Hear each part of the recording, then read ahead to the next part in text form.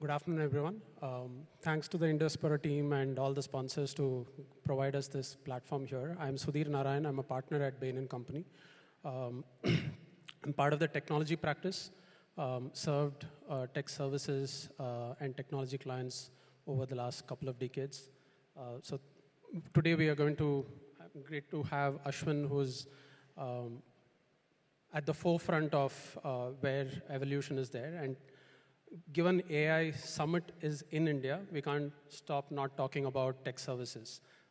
It's not only about products, but we are already prima donna in terms of software and services for the world, and AI plays a significant role out there. That's what we are going to do. Ashwin, do you want to introduce yourself? Thank you, Sudhir. And Ashwin Bharath, CEO of Galent. It's an AI-native digital engineering. I was also fortunate enough to be the founder of Revature. So once again, MR and team, thanks for having us here. Got it. So let me lay out how we want to run this. We will do this in 3 chapters. We'll talk about what we believe is the case for change, what given talent is core to the tech services space, what's the talent rethink that's needed. And the third one is, given services runs on software, and AI is not only disrupting services, but it's also disrupting the core enterprise software space, what is happening there and what's the implication for services out here. What we'll do is, myself as the consultant here, I'm going to lay out my point of view in terms of what are we observing in each of these 3 chapters, and then I'll hand over to Ashwin for his points of views and observations around that. Right, so that's what we have for today. 3 chapters: what's the case for change, what's the talent model rethink, and what's happening in the enterprise software space and implication for services. On the tech services itself, it's been a tough few years and tough few quarters. It's a busy chart I'll lay out, and there are different eras out here where we have had periods of exuberance and high positivity, and there's been for the last 8-10 quarters, it's been a overall slowdown, which is raising the intensity with which we look at the underlying business model itself. So pre-COVID, there was a particular growth rate, margin profile, and valuations. COVID response was excessive digitization, which gave a huge amount of growth impetus and exuberance in terms of valuation. Then came post-COVID slowdown, and then there is a series of episodic disruptions, but an overall mega trend of AI, which is starting to question some of these. What you would see also is different charts in terms of different types of players: global players, regional players, which is India heritage players, BPM, ER&D, etc. Some of them are relatively doing better. Challengers and ER&D folks are doing better. More enterprise software players and traditional global players are struggling in this market.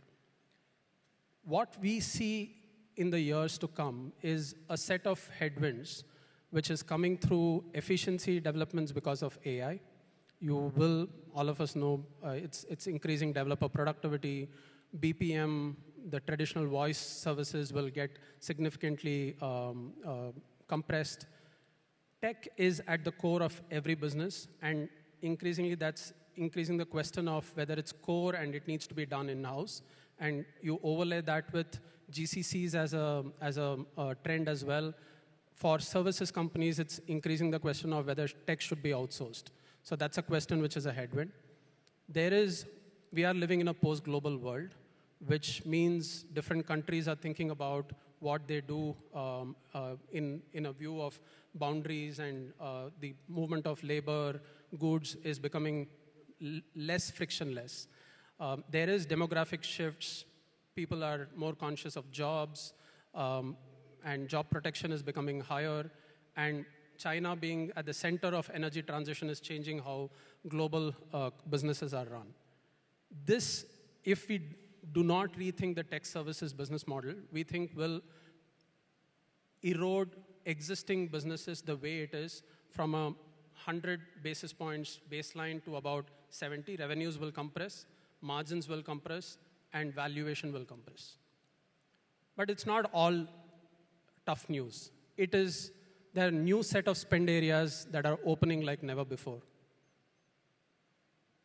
You start with developer productivity. Our estimate was we were less than single digit of overall mainframe code, COBOL code, which is being modernized by banks globally. The fact that, and this is a point of view that we said middle of last year, and Anthropic 2 months ago came up with co-work for COBOL mainframe modernization at scale. It's a real opportunity. And there are a bunch of other opportunities. I'm not going to drain this slide. But the point is, we see a massive new set of spend areas opening up for tech services. And we as tech services leaders and people who are part of it need to question ourselves on, are we really thinking about the new opportunities, or are we doing more of the same? And these are not tangential slivers of opportunities. Each of these are massive opportunities. We spoke about post-global world and demographic shifts. Japan and EU, in terms of aging, will be a big market. Tech services has historically, barring few companies, like maybe Persistent, has not been successful in Japan. UAE is becoming a massive market at scale. We spoke about domain LLMs or edge LLMs are going to be massive work. And we'll speak more about enterprise software. The broader point I'm making is it's a market which is going through massive churn, not only because of AI, because of many other structural factors. Yes, there will be compression, but it is going to be, there are many areas to grow as well. So the market will grow. And it's up to the tech services players to figure whether they want to be in the winner side. There will be winners and losers. Not everyone will be winner. There'll be few winners. There'll be many losers.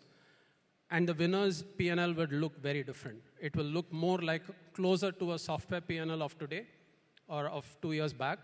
And the loser's P&L will look more like a much more commoditized, lower margin, lower value business. That's my point of view, right? I wanted to do it fast, so I might have run through the pages very quickly, but the purpose is to actually hear from Ashwin. Ashwin, the first question I would start with you is, was this tech services, we are talking about tech services at a cliff because of AI. Was this a fracture caused by AI, or it's a fracture which has been surfaced by AI? What's your view? I hope, Sudheer, you're not going to put me in trouble with services firms. Some of them are good friends. See, in my personal opinion, the writing was on the wall since 2012, 2014, right? With the digital needs coming in, there was a massive need for people, and the services industry forgot about owning delivery, forgot about outcomes. They just focused on staffing. And if you see, incidentally, from the time frame of 2014, the margins of staffing companies were going up and the margins of services industry was coming down. It's almost close to each other, right? Exceptions are there, there's no doubt in it. But that is where things started. The other one I also want to point is, again, I'm generalizing it. Services industry, system integrator is a beautiful industry, but there's no innovation for the last 40 years. As a matter of fact, it was just degrading, right? So what was a slow coup is made as a sudden coup by AI. Okay, I think that is what is happening. And as you rightly pointed here, some will do good, there is no doubt in it. And, but many might take the path of EDS, Perot systems of the world, CSEs of the world. Many will take that path. It's unfortunate, but that's what is going to happen. If I ask you from a forward-looking perspective, what's the single most important thing that a tech services CEO today, maybe in the next 3 months, next 3 quarters, and next 3 years? How many of you know DXC here? Right? Most of us. I think my IQ is way lower than these CEOs, right? So just pardon me if I'm just overstepping here. I think they should study DXC.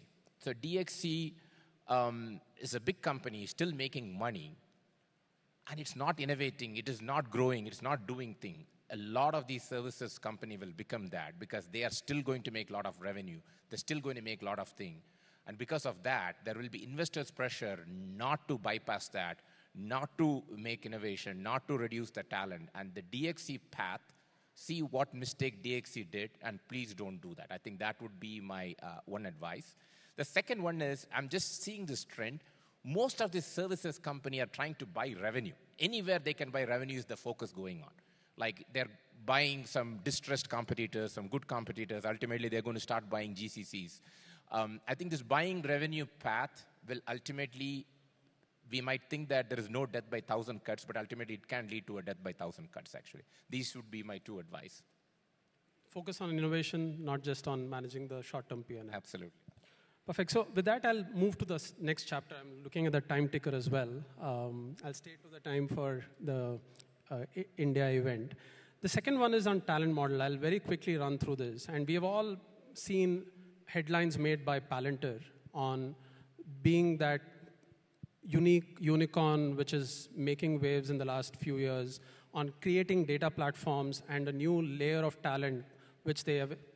It's a new three-letter acronym, forward deploy engineers. It's software engineer to full stack engineer to forward deploy engineer. But this is something that's resonating with clients. When I speak to clients of my services companies, they want to understand something is resonating with them in terms of the translation layer missing between the engineering talent that services companies are able to provide and what the AI forward world is requiring. And the second part is what I see from service delivery conversations with delivery heads, CTOs, and technologists is they are already seeing significant agent assist happening in the way delivery is happening. And we believe the service delivery model will become not just time and material, people on seats, but it will be people handing off to agents, agents handing off to seats. The service delivery model will need to change. That's our point of view. I will come to you, Ashwin. I want to also start from your experience on Revature, which has a very interesting talent development model. Given tech services starts with early stage tech talent placement into different delivery teams and client teams, how do you see this evolving? And do you think the FDE model is scalable? How many of you genuinely understands forward deployment engineer? How many of you here genuinely understands it? Not a single hand? Okay, some I can see. See, ChatGPT obviously started the AI phenomenon, but I think it also did a huge disservice because most of us started seeing ChatGPT as an advanced version of Siri, right? It's much more than that.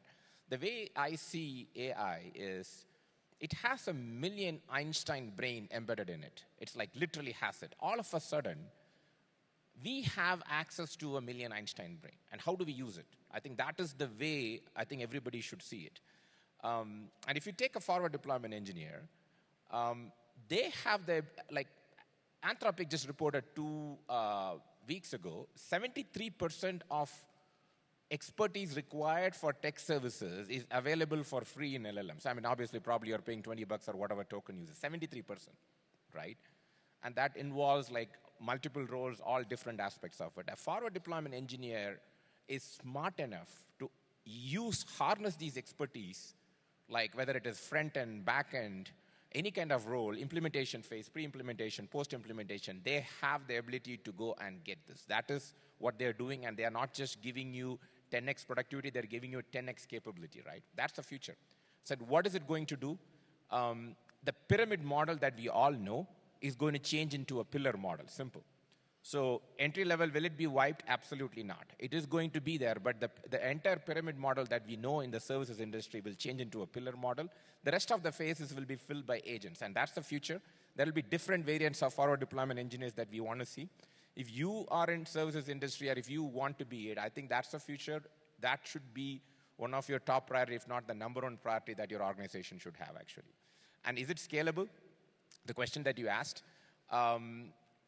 Answer is yes, because the necessity for forward deployment engineer, for example, versus full stack engineer, the ratio will be massive. So I think considering the ratio factor, it is definitely scalable. And what would be your view on, like, tech services companies rely a lot on the finishing schools to have talent ready for absorbing and deploying. What do you see happening in the industry? Are we moving in the right direction? What are things that needs to be done to ensure that we are ready for this change? See, higher education should act really fast. I think the current concept of matriculating generic talent and expecting the employers to do the practitioner's skill, I think that's not going to be there. There will be many different specificity will be expected on each domain. I think higher education should move fast. It's not moving fast. I think it is a very imminent problem. I think it should be a public-private partnership should happen, both with private institutions and higher educations to make that happen. I think they should act really fast. If not, we might end up, like for the next few years, the whole generation or the whole graduates for the next 5 years might become the forgotten generation who ended up without jobs. So to me, of everything that we're talking about, that is something we should really focus on. Got it. I think he's being humble and modest. I think you should look at the Revature platform as a model in terms of enabling final capability outcomes. That's the direction in which we are overall heading in terms of the industry. I'll move to the last section. I think with AI, what's also happening is Ashwin started with saying the tech services industry started with system integration, which was essentially implementing enterprise software into custom workflows and domains of enterprises. But enterprises software itself is getting disrupted. And we, as Bain, see this in 4 buckets. I'll clear out this slide. The first one on the y-axis is how much does AI enable users of the software? And how much on the x-axis is how much does AI displace the software itself? And we see different software platforms and products starting to segment itself in these 4 quadrants. The likes of Jira and some of the Codecast and nice code quality softwares will largely be replaced with very enterprise-specific AI agents generating and doing that work. ServiceNow, a lot of the workflows are getting replaced by AI. GitHub, a lot of the workflows are getting replaced by AI. There'll still be the SaaS layer underlying. The core ERP platforms, there's going to be feature enhancement with AI, but it's not going to go away in a jiffy.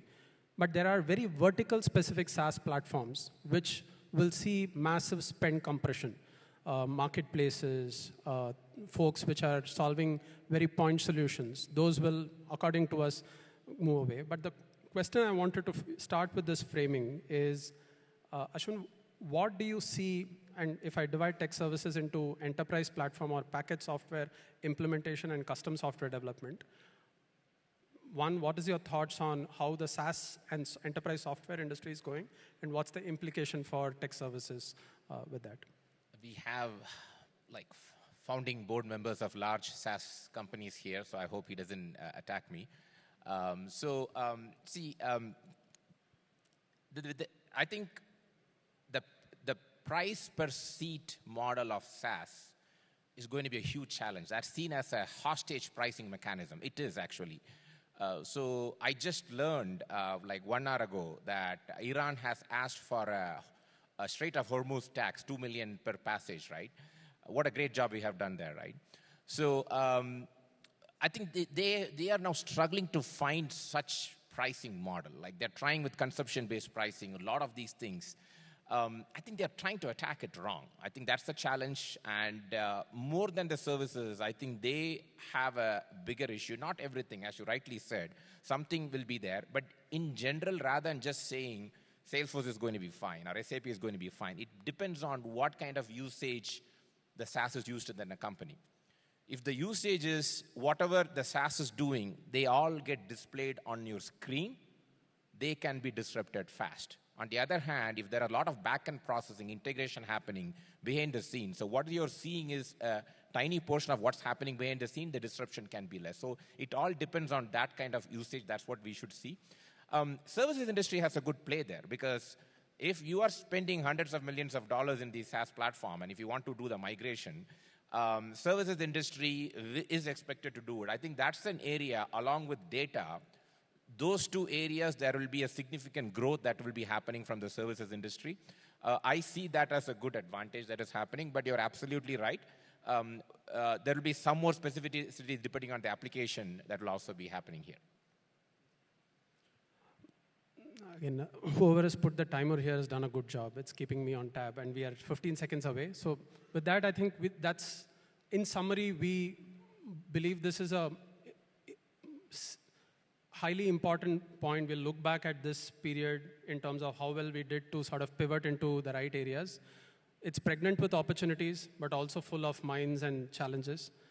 Together as an industry, we will overcome that. Thank you for the opportunity, and hope you found this helpful. Thank you. Wow, thank you. And right on time, too. Well done. Thank you so much. Something on time. Thank you. Thanks very much. And we want to see those slides. We're going to share it with everybody, right? So oh, sorry, photograph. Sorry, please.